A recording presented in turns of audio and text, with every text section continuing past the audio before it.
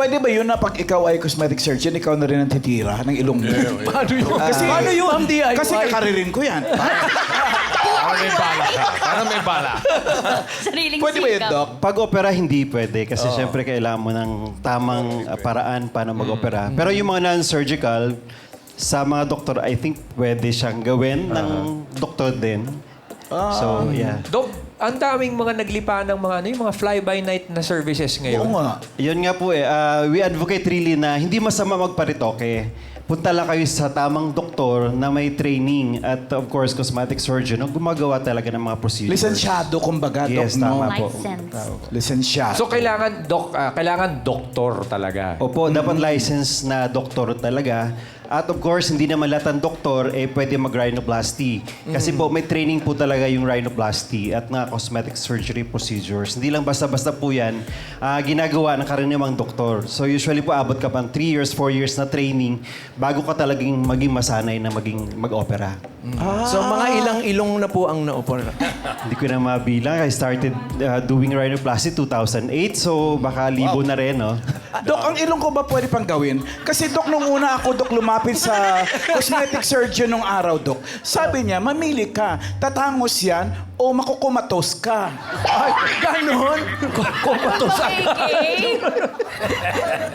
Hindi, sa ngayon naman, madali na gumawa ng rhinoplasty. Local anesthesia lang naman ginagawa. So, Ay, hindi gising, ano. kadalasan gising yung pasyente. Kaya po, madali na lang, kaya marami nang nagpapagawa. Gising? Parang matatakot siguro ako, Dok. Pag akong gagawin, Dok, nagising ako, Dok. Doc Almond, for sure may mga dabbercads tayong curious. Magkano po ang range, Yan. yung rates ng Okay, mga rhinoplasty?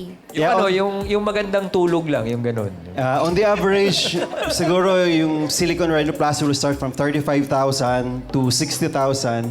Meron pa kasi isang rhinoplasty na klase, yung Gore-Tex plus cartilage. Minsan umabot ng 80 to 150,000. Yan Hindi ang naman po average. depende yun sa ilong. Hindi. Huwag po hindi. kayo lumingon sa akin. Kasi, Huwag niyo pa ako lingunin. Dok, hindi naman yun depende sa hindi depende sa tamos ng ilong. hindi kasi ang surgeon marunong yan sa art. So, yan, ginagawa ng paraan para gumanda. Kaya ka nagpa-rhinoplasty. Para gumanda yung tangos. Dok, pwede maging mo pa-live standard. estimate? Pag nagpagawa ka ng ilong, ayaw ka na namin. Ayan.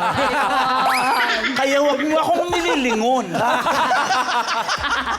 Uy, pero Dok, nauuso ngayon yung kahit mga bata. meron bang, undergo. Meron bang minimum age Legal yan? or something. Usually we advise at least yung responsible na sila kasi once you had surgery, yun na yun, hindi mo na pwedeng baguhin. Siyempre, psychological, dapat alam nila na magpaparhinoplasty sila. Kasi minsan, ang iba pa, bago-bago pa ulit-ulit, palipat-lipat ang surgeon hanggang saan sila masatisfy. Pero hindi yun ang concept. The concept is you have to be ready, number one. Of course, psychologically ready ka na maging maganda ka. Tapos of course, iba na yung iba yung approach mo sa buhay pag iba na yung tangos ng ilong mo. Kasi remember, ang beauty nasa center lagi yan. Siyempre, iba na yung Parang ang sarap paghinga ng mo. tunog nung ang gaganda ka. Tirahin mo na nga ngayon, Dok, sa ere. Live. Doc, gano'n po katagal ang recovery? Gano'n po katagal a-absent si Ma'am AK pag ganyan? Kung sakali lang naman. Kung sakali lang. Miles, alam mo, Miles, hindi ko na talaga pinangarap. Kasi, Dok, ito, Dok, tingnan mo, Dok, ha. Oh, itutulak ko, Dok, tatangos, ha. Pa-close up, please. Tumangos, Dok. Gumanda ba? Di ba hindi naman? Okay din, ganyan, oh. Pambansang ilong pa. Ganda. Yeah, 1 week usually maganda ng ilong nyo pag mga silicone rhinoplasty lang. Pero pag yung Gore-Tex, usually abot ng 2 weeks to 1 month. So, kayang-kaya naman if ever na... Hindi mo mapigil ang sarili mo, Dok, na lumingon sa akin. Lingon eh. Sabi ko may magagawang paraan naman. Basta pumunta ka sa surgeon, kahit ang ilong mo hindi kagandahan, kasi alam naman natin, Asianosis talaga tayo. Magagawa ng paraan. Yung ngayong ginagawa namin lagi, it's paulit-ulit talaga, paulit-ulit. So, na-master mo na yung paano magandang ilong. Dok, may kukwento ko sa iyo, ha. Sa Japan nung araw, Dok, kasi nagtrabaho ako doon, may dinadaanan kami papunta sa bar na may nagtitinda sila ng kung ano-anong mga cosmetics o pampatangos. Parang goma siyang nilalagay dito, Dok. So, pinahiga ako, Dok, ng assistant doon sa store. Nilagay niya, Dok, parang nakakawit sa loob.